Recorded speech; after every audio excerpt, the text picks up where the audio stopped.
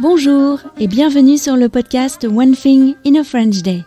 Aujourd'hui, lundi 16 novembre 2020, cet épisode, le numéro 1919, s'intitule « Se promener dans un cercle ». J'espère que vous allez bien et que vous êtes de bonne humeur. Je m'appelle Laetitia, je suis française, j'habite près de Paris et je vous raconte au travers de ce podcast un petit bout de ma journée. Abonnez-vous pour recevoir le texte du podcast ou plus, comme les notes culturelles, les tournures de phrases utiles ou encore parfois les photos sur onethinginafrenchday.com. Vous pouvez également laisser, ce serait très sympa, une appréciation, autant d'étoiles qu'il vous plaira, sur votre application de podcast. Enfin, si vous souhaitez m'envoyer un message, voici mon adresse frenchday@gmail.com. Vous pouvez également passer par Facebook ou par Instagram. Se promener dans un cercle. Quand le second confinement a commencé, après notre retour des vacances, j'ai repris mes promenades du soir.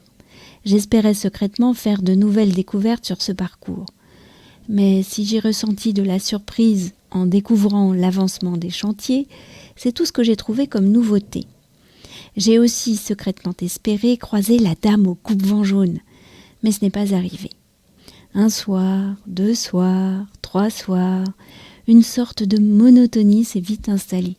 Tourner en rond me rendait un peu triste. Ce parcours ne me permettait pas de m'échapper.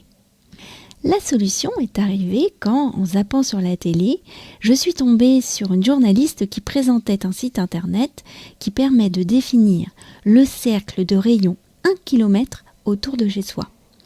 Curieuse, j'ai cherché ce site, j'ai entré mon adresse et le cercle est apparu.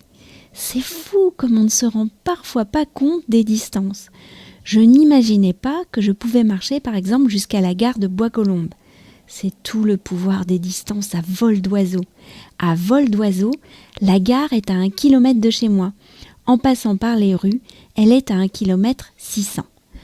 Ce cercle m'a ouvert des possibilités. Dès le lendemain, j'ai défini un nouveau parcours sur les grandes avenues. Fini les sombres rues désertes, à moi la lumière des grandes artères.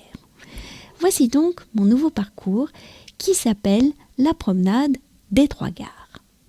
Tout d'abord, je marche jusqu'à mon ancien lycée. De là, je rejoins la place de l'Europe et je continue vers la gare des Vallées, première gare. Les alentours des gares sont souvent commerçants, il y a de la vie. Je peux m'arrêter pour regarder des vitrines ou bien passer devant des magasins ouverts. De la gare des Vallées, je marche tout droit en direction de la gare de Bois-Colombes. Deuxième gare. Je prends la rue de la Piscine, c'est plus calme. Il y a quelques immeubles anciens et pas mal de maisons. Comme il fait nuit, je distingue des intérieurs, modernes ou anciens, des personnes à table qui lisent assises dans des fauteuils ou qui regardent la télé. De la gare, je rejoins l'ancienne école primaire des filles et je retrouve la voie ferrée qui mène jusqu'à la gare de Bécon-les-Bruyères, troisième gare. La boucle est bouclée. Cette promenade qui fait 5 km 700, mais dans un cercle de 1 km de rayon, je la parcours en moins d'1 heure, bien sûr.